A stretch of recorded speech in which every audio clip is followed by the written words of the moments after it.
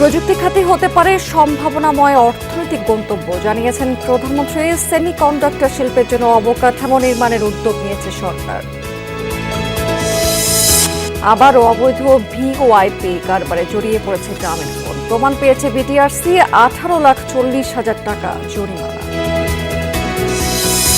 আমদানি বৃদ্ধি এবং ঋণ পরিশোধের চাপে আবারও অস্থির ডলারের বাজার। সাময়িক বলছে বাংলাদেশ ব্যাংক। কারসাজি আছে কিনা খতিয়ে দেখার পরামর্শ।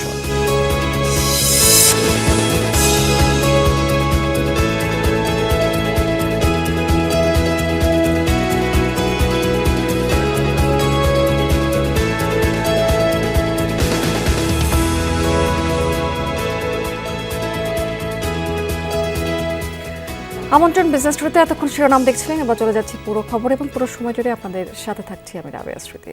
স্বনির্ভর, প্রযুক্তি নির্ভর এবং মেধা ভিত্তিক রাষ্ট্র গঠন করতে চায় সরকার। ন্যাশনাল সেমিকন্ডাক্টর সিম্পোজিয়াম এবং বিআর সামিটের উদ্বোধন ঘোষণা করে প্রধানমন্ত্রী তারেক রহমান বলেছেন, পোশাক শিল্পের পর প্রযুক্তি খাতই হতে পারে দেশের আরও একটি সম্ভাবনাময় অর্থনৈতিক গন্তব্য। এজন্য উদ্ভাবনী জনশক্তির জন্য বছরে 500 কোটি টাকা অনুদান দেওয়ার ঘোষণা দিয়েছেন সরকার প্রধান। জানিয়েছেন, এই খাতকে এগিয়ে নিতে শুল্ক প্রত্যাহার সহ সরকার নানা ধরনের উদ্যোগ নিয়েছে। সেমিকন্ডাক্টর এবং এই যে বেয়ার যে খাত, যে ডিপ টেক, রাজধানীর নব থিয়েটারে আয়োজন করা হয় ন্যাশনাল সেমিকন্ডাক্টর সিম্পোজিয়াম ও বিআর সামিট। 2 দিন ব্যাপী এই আয়োজনে অংশ নেয় দেশ বিদেশি বেশ কিছু প্রতিষ্ঠান, যেখানে প্রযুক্তি নির্ভর আগামীর বিশ্ব, বাংলাদেশের অবস্থান ও প্রযুক্তি নির্ভর অর্থনীতি নিয়ে আলোচনা হয়। জনাব তারেক রহমান এমপি মহোদয়কে অনুষ্ঠানে যোগ দেন প্রধানমন্ত্রী তারেক রহমান। বলেন, 2030 সালে 1 ট্রিলিয়নের অর্থনীতিতে পৌঁছাবে সেমিকন্ডাক্টরের খাত। সেই বাজারে প্রবেশে বাংলাদেশের রয়েছে অপার সম্ভাবনা। বাংলাদেশ বর্তমানে কৃষি, পোশাক শিল্প, প্রবাসী আয় এবং ডিজিটাল সেবায় সফলতা দেখিয়েছে। আমাদের মেধাবী, তারুণ্য, দক্ষ এবং উদ্যমী জনশক্তির উদ্ভাবনী শক্তির উপরে ভর করে পোশাক শিল্পের পরে, যেটি আমি দৃঢ়ভাবে বিশ্বাস করি, পোশাক শিল্পের পরে সেমিকন্ডাক্টর শিল্পই হতে পারে বাংলাদেশের জন্য আরেকটি সম্ভাবনায় অর্থনৈতিক গন্তব্য। প্রায় 3000-এর বেশি পেশাজীবী বিশ্বের বিভিন্ন দেশে প্রযুক্তি খাতে কাজ করছে জানিয়ে প্রধানমন্ত্রী তারেক রহমান বিশ্ব স্বীকৃত সেই মেধাবীদের বাংলাদেশের সমৃদ্ধির পথে গভীরভাবে যুক্ত হওয়ার আহ্বান জানান। প্রবাসে বিশ্ব স্বীকৃত এই সব মেধাবীদেরকে বাংলাদেশের সমৃদ্ধির পথে আরও গভীরভাবে যুক্ত করার ব্যাপারে সরকারি বেসরকারি পর্যায় থেকে উদ্যোগ নেওয়া অত্যন্ত জরুরি। আপনাদের সাথে একই সাথে বর্তমান সরকার এমন একটা বাংলাদেশ গড়তে চায়, যে বাংলাদেশটি হবে স্বনির্ভর, সমৃদ্ধ এবং প্রযুক্তি নির্ভর। এ সময় সেমিকন্ডাক্টর খাত নিয়ে সরকারের পরিকল্পনা তুলে ধরেন প্রধানমন্ত্রী। জানান, এই খাতের জন্য সরকার বিনিয়োগ বান্ধব নীতি, কর ছাড় ও অবকাঠামো নির্মাণের উদ্যোগ নিয়েছে। সেমিকন্ডাক্টর শিল্প তৈরির সকল কাঁচামালের উপরে সব ধরনের ট্যাক্স বা শুল্ক প্রত্যাহার করা হয়েছে। সেমিকন্ডাক্টর ডিজাইন সার্ভিসে রফতানি আয়ের উপরে নগদ ইনসেন্টিভ বা প্রণোদনা চালুর উদ্যোগও নেওয়া হয়েছে। একই সঙ্গে নতুন উদ্যোক্তা উদ্ভাবন বাস্তবায়নের জন্য সরকার প্রথমবারের মতন বছরে 500 কোটি টাকার স্টার্টআপ অনুদানও রেখেছে। পরে সামিটের উদ্বোধন ঘোষণা করেন প্রধানমন্ত্রী তারেক রহমান। ঘুরে দেখেন বিভিন্ন stall. Arifin Shakil, Jamuna news, Dhaka. Mobile operator গ্রামীণফোনের বিরুদ্ধে আবারও অবৈধ ভিওআইপি কারবারে জড়িত থাকার প্রমাণ পেয়েছে নিয়ন্ত্রক সংস্থা বিটিআরসি। এজন্য এই প্রতিষ্ঠানটিকে 18,40,000 টাকা জরিমানা করা হয়েছে। আগামী 10 দিনের মধ্যে অর্থ পরিশোধের জন্য গ্রামীণফোনকে নোটিশ দিয়েছে বিটিআরসি। নোটিশে বলা হয়েছে, গ্রামীণফোন নিজস্ব নেটওয়ার্কে অবৈধ কল প্রতিরোধে বাধ্যতামূলক সেলফ রেগুলেটরি প্রসেস এবং টেলিকম ফ্রড ম্যানেজমেন্ট ব্যবস্থা কার্যকরভাবে পরিচালনায় ব্যর্থ হয়েছে। এতে বাংলাদেশ টেলিযোগাযোগ নিয়ন্ত্রণ আইন, সেলুলার মোবাইল সার্ভিসেস গাইডলাইন এবং অপারেটরের লাইসেন্সের প্রায় একাধিক শর্ত লঙ্ঘন হয়েছে। এতে সম্প্রতি কুমিল্লার কোতোয়ালি মডেল থানার একটি মামলার অভিযানে 164টি এবং চট্টগ্রামের হালিশহর থানার আরও একটি মামলার অভিযানে 20টি সিম জব্দ করা হয়, যেগুলোতে অবৈধ ভিওআইপি কার্যক্রম চলছিল। বিটিআরসির হিসেবে প্রতি অবৈধ সিমের জন্য 10,000 টাকা জরিমানা নির্ধারণ করা হয়েছে। হয়েছে। এর আগে অবৈধ ভিওআইপির কারণে গ্রামীণফোনকে জরিমানা করা হয়। আজও রাজধানীর অধিকাংশ সিএনজি ফিলিং স্টেশনে গ্যাস না থাকায় চরম ভোগান্তিতে পড়েছেন চালকেরা। বিভিন্ন স্টেশনে ঝুলছে গ্যাস নেই এই সাইনবোর্ডটি। কোথাও ঘন্টার পর ঘন্টা অপেক্ষা করেও মিলছে না কোনো গ্যাস। আবার যেসব পাম্পে সরবরাহ রয়েছে সেখানেও চাপ কম থাকায় দীর্ঘ লাইনে দাঁড়িয়ে থাকতে হচ্ছে চালকদের। তাদের অভিযোগ যে গ্যাস সংকটে গাড়ি চালানো এবং যাত্রী পরিবহন ব্যাহত হয়, আয় কমে গেছে তাদের। অন্যদিকে ফিলিং স্টেশন কর্তৃপক্ষ বলছে যে কয়েকদিন ধরেই স্বাভাবিক নেই গ্যাস সরবরাহ, ফলে গ্রাহকদের প্রয়োজনীয় সেবা দিতে রীতিমতো হিমশিম খেতে হচ্ছে তাদের। মিনিমাম থাকতো, এখন 100-120-এ ঠেকে রয়েছে। এরপরও সিরিয়াল দেওয়া লাগে 5 ঘন্টা 6 ঘন্টা সিরিয়াল দিয়ে তারপরে গ্যাস নেওয়া লাগে। আর গাবতলিতে যাও একটু পাওয়া যেত, কিন্তু বড় বড় যে কন্টেনার ওগুলো লাগায় রাখছে, কেউ দেখার মানুষ নেই, ওদের দিয়ে দেয়, আমাদের খালি খেদাই দেয়। 800 টাকার গ্যাস আমাইতো, সেইখানে আমি সকাল 7টা থেকে লাইন দিয়া 354 টাকার গ্যাস পাইছি। আবারও অস্থির হয়ে উঠেছে ডলারের বাজার। মাসের ব্যবধানে দাম বেড়েছে প্রায় 1 টাকার মতো। লেনদেন হচ্ছে 124 টাকার কাছাকাছি বর্তমানে। আমদানি বৃদ্ধি এবং ঋণের কিস্তি পরিশোধের চাপে কিছুটা বেড়েছে বিনিময় হার, যদিও এটিকে সাময়িক বলছেন বাংলাদেশ ব্যাংক। মার্কিন মুদ্রার দাম বৃদ্ধিতে মূল্যস্ফীতি সহ অর্থনীতিতে এর নেতিবাচক প্রভাব পড়তে পারে বলে আশঙ্কা করছেন ব্যবসায়ীরা। তবে এর পেছনে কারসাজি রয়েছে কিনা তা খতিয়ে দেখার পরামর্শ দিয়েছেন অর্থনীতিবিদরা। 1.5 বছরের বেশি সময় স্থিতিশীল থাকার পর আবারও কিছুটা অস্থির ডলার বাজার। জুনের শেষ সময়ে এসে বাড়তে শুরু করে বিনিময় মূল্য। সপ্তাহ দুয়েকের ব্যবধানে আন্তঃব্যাংক লেনদেনে বিনিময় মূল্য প্রায় 1.25 টাকা বেড়ে দাঁড়িয়েছে 123 টাকা 76 পয়সায়, যা গেল কয়েক মাসের মধ্যে সর্বোচ্চ। বৈদেশিক মুদ্রার মজুদ বৃদ্ধির পরও ডলারের দাম বৃদ্ধি নিয়ে দেখা দিয়েছে নানা প্রশ্ন। যদিও বাংলাদেশ ব্যাংক বলছে বিদেশি ঋণের কিস্তি পরিশোধ এবং আমদানি ব্যয় বৃদ্ধিতে কিছুটা প্রভাব পড়েছে বিনিময় মূল্যে। দ্রুতই আবার স্বাভাবিক হয়ে আসবে বলেও আশা নিয়ন্ত্রক সংস্থার। দর নির্ধারিত হয় চাহিদা এবং যোগানের প্রেক্ষিতে, অর্থাৎ মার্কেট ডিসাইড করে এক্সচেঞ্জ রেট বা ডলারের মূল্য কত হবে। এই ব্যাপারে বাংলাদেশ ব্যাংকের হস্তক্ষেপ নেই। বাংলাদেশ ব্যাংক শুধু অবজার্ভ করে বিষয়গুলো, যে কেউ কোনো ফাউল প্লে করছে কিনা। এই মুহূর্তে কিছু সরকারি পেমেন্টের চাপ ছিল, এই কারণে এক্সচেঞ্জ রেটের ডলারের মূল্য কিছুটা বৃদ্ধি পেয়েছে। যেহেতু আমাদের রেমিটেন্স প্রবাহ ভালো আছে, আশা করছি এই সহসাই এটা আবার কমে আসবে। গেল অর্থ বছরে রেকর্ড পরিমাণ রেমিটেন্স আসলেও বেড়েছে বাণিজ্য ঘাটতির পরিমাণ। 2025-26 অর্থ বছরের 11 মাসে 64 বিলিয়ন ডলারের পণ্য আমদানি হলেও রপ্তানি হয়েছে 40 বিলিয়ন ডলার, ঘাটতি প্রায় 24 বিলিয়ন ডলার, যা আগের অর্থ বছরের একই সময়ের চেয়ে 4.5 বিলিয়ন ডলার বেশি।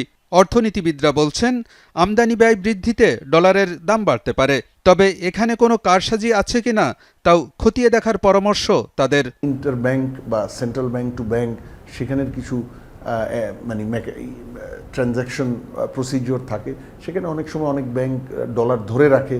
আমরা পূর্বের বছরগুলোয় দেখেছি সেখানে কিছু কিছু ব্যাংক ম্যাল প্র্যাকটিসের মধ্যে থাকে।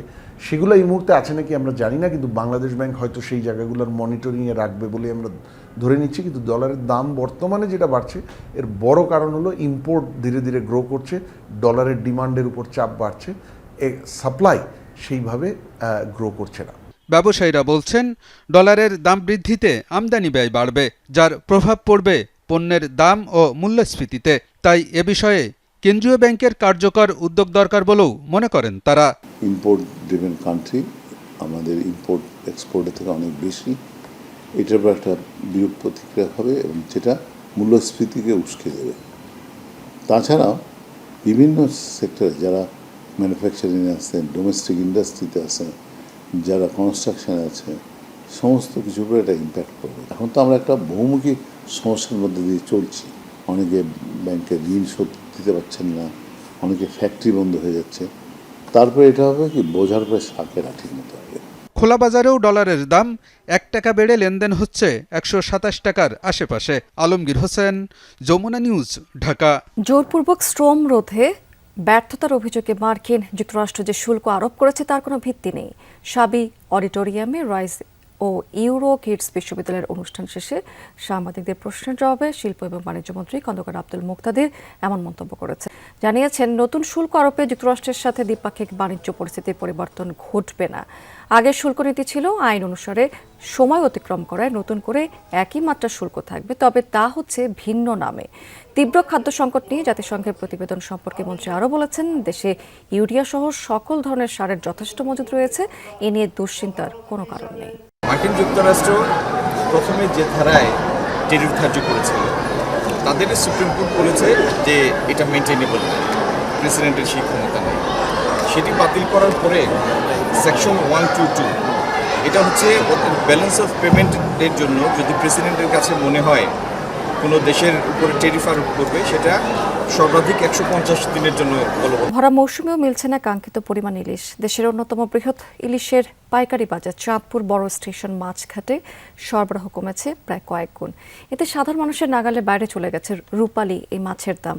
সরবরাহ কম হওয়ায় ক্ষতিগ্রস্ত হচ্ছেন ব্যবসায়ী এবং আড়তের শ্রমিকরাও। তবে কেন কমছে ইলিশের উৎপাদন, এর কারণ অনুসন্ধানে মাঠে নেমেছে ইতিমধ্যে বিশেষজ্ঞ দল।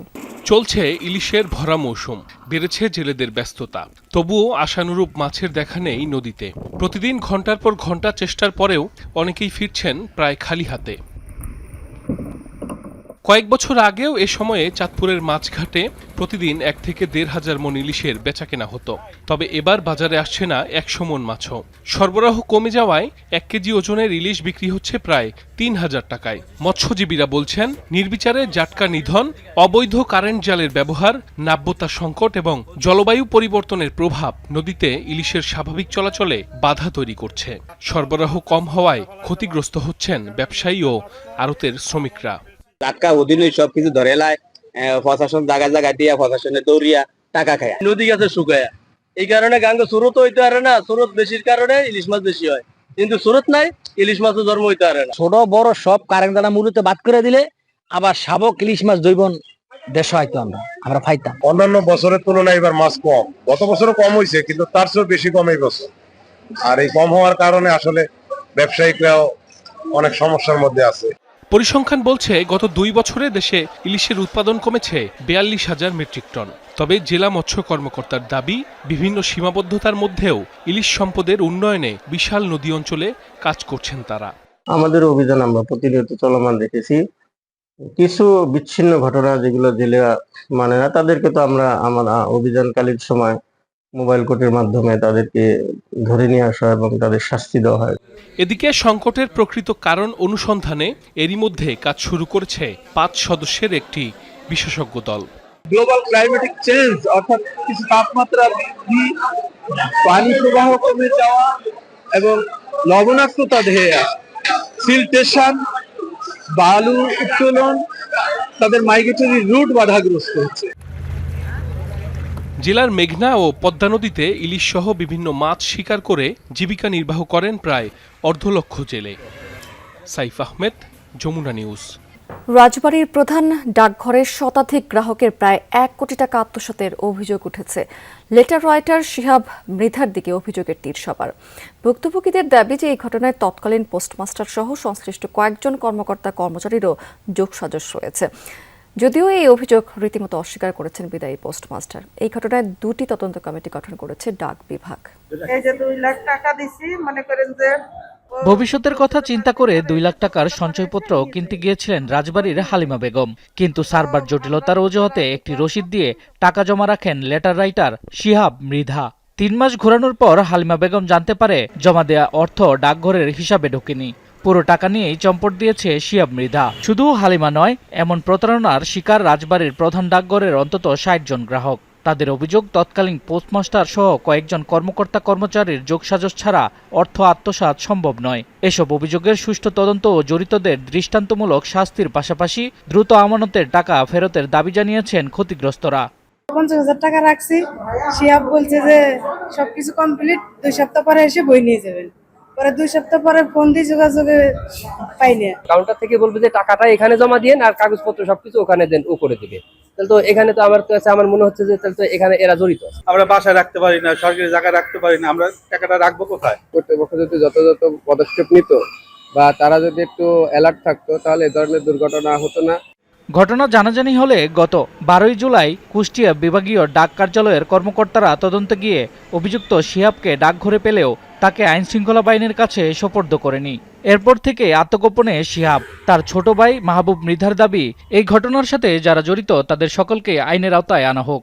এই ঘটনাটার মূলত আসলে ওই শুনতেছি যে এই সব ঘটনা ঘটছে পোস্ট অফিসে, তো এই ঘটনা যদি ও বা ওরা কারা কারা ঘটাইছে, ওর সাথে জড়িত কারা বা ও একলা জড়িত কিনা, এইসব তদন্ত সবার বিচার হোক। যারা এইসব কাজের সাথে জড়িত সবার বিচার হোক, আমিও চাই সবারই বিচার হোক। তৎকালীন পোস্টমাস্টারের দাবি, তিনি এ বিষয়ে কিছুই জানেন না। আর বর্তমান পোস্টমাস্টার বলছে, তিনি যোগদানের পর অর্থ আত্মসাতের বিষয়টি ধরা পড়ে। কারণ আমি কোন দুই দায়িত্বে কাজ করতাম, তো আমরা তো আমার কাছে যেগুলো আছে আমি সেগুলো সই করে কাউন্টারের নাম্বার হলে টাকা পয়সা ক্লিয়ার করে বইটা দিয়ে দিয়েছি, এইটুকু জানি। আর উনি যে বাইরেতে কি করেছে এইটা আমার জানা নেই। পরবর্তীতে আমরা যখন এটা উদ্ঘাটন করতে পেরেছি, তারপরের থেকে সে আর অফিসে আসছে না, তার ফোন বন্ধ, তাকে আর পাওয়া যাচ্ছে না। এই ব্যাপারে আমরা ঊর্ধ্বতন কর্তৃপক্ষকে জানাইছি। ঘটনার পর কুষ্টিয়ার ডেপুটি পোস্টমাস্টার জেনারেলের কার্যালয় এবং খুলনা সার্কেল পোস্টমাস্টার জেনারেলের কার্যালয় পৃথক দুইটি তদন্ত কমিটি গঠন করেছে। কমিটিকে আত্মসাৎ হওয়া টাকার সার্বিক তথ্য উদ্ঘাটনের নির্দেশনা দেওয়া হয়েছে। শামস তাবরিজ উচ্ছ্বাস, যমুনা নিউজ। দর্শক, এবার জানিয়ে দেব আপনাদেরকে সাপ্তাহিক পুঁজিবাজারের খবর। গেল সপ্তাহে নিম্নমুখী প্রবণতা দেখা গেছে পুঁজিবাজারে। ডিএসসি প্রধান সূচকের সাথে কমেছে অধিকাংশ প্রতিষ্ঠানের শেয়ারের দর। এছাড়াও সপ্তাহের ব্যবধানে কমেছে সেখানে সার্বিক লেনদেনের পরিমাণও। একই ধরনের গতিধারা কিন্তু আমরা দেখতে পেয়েছি সিএসসি ইন্ডেক্সও। প্রথমে ডিএসসির খবর এক নজরে আপনাদেরকে একটু জানিয়ে দিতে চাই, আমরা দেশের প্রধান পুঁজিবাজার ঢাকা স্টক এক্সচেঞ্জের সাধারণ মূল্য সূচক প্রায় 96 পয়েন্টের মতো কমে দাঁড়িয়েছে 5804 পয়েন্টে। কমেছে অন্যদুটি সূচকও।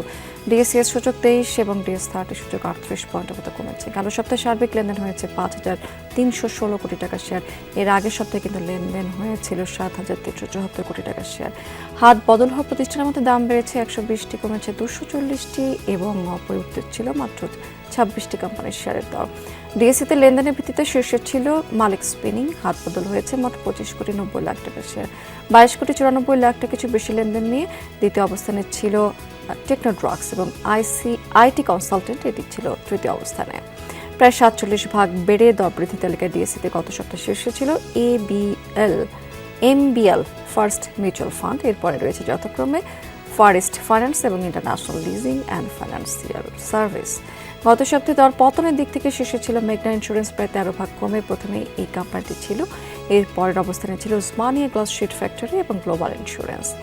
একই সাথে চট্টগ্রাম স্টক এক্সচেঞ্জের খবর আপনাদেরকে জানিয়ে দেব। সিএসসিতে মূল সূচক যেটি সিএসপি, সেটি 1% মতো কমে দাঁড়িয়েছে 15620 পয়েন্টে। কমেছে অন্য দুটি সূচকও, সিএসএক্স এবং সিএসসি30 সূচকও। লেনদেন হয় 339টি প্রতিষ্ঠানের মধ্যে দাম বেড়েছে 125টি, কমেছে 195টি। অপরিবর্তিত ছিল মাত্র 19টি কোম্পানির শেয়ারের দর। সিএসসিতে গত সপ্তাহে লেনদেনের ভিত্তিতে শীর্ষে ছিল শার্প ইন্ডাস্ট্রিজ, মোট 6 কোটি 57 লাখ টাকার শেয়ার হাত বদল করেছে কোম্পানিটি। এরপরে 6 কোটি 56 লাখ টাকা কিছু বেশি লেনদেনের পর অবস্থানে ছিল আইপিটিসি ফাইন্যান্স, আর তৃতীয় অবস্থানে ছিল আইডিএলসি ফাইন্যান্স। দর্শক, এই ছিল সাপ্তাহিক পুঁজিবাজারের খবর। আমার হাতে আমরা অন্য প্রসঙ্গে চলে যাচ্ছি। পৃথিবীর প্রথম দেশ হিসেবে মহাকাশে এআই ভিত্তিক দুটি স্যাটেলাইট স্থাপন করেছে চীন। শুক্রবার লিজিয়ান 1 এবং Y-15 রকেটে মহাকাশে পাঠায় এই দেশটি, যার মাধ্যমে 5টি অত্যাধুনিক স্যাটেলাইট স্থাপন করা হয়েছে। এসব কৃত্রিম উপগ্রহের মধ্যে দুটিতে ব্যবহার করা হয়েছে কৃত্রিম বুদ্ধিমত্তা। মহাকাশে কোনো ধরনের সাহায্য ছাড়াই স্বয়ংক্রিয়ভাবে পরিচালনা করতে পারবে একটি স্যাটেলাইট, আর অন্যটি আকস্মিক ভারী বৃষ্টি বা ঝড়ের মতো আবহাওয়ার পূর্বাভাস অনেক দ্রুত এবং নির্ভুলভাবে দেবার সক্ষমতা রাখে। দর্শক, এই ছিল বিজনেস টুডে এখনকার আয়োজনে। এতক্ষণ সঙ্গে থাকার জন্য ধন্যবাদ আপনাদের সবাইকে।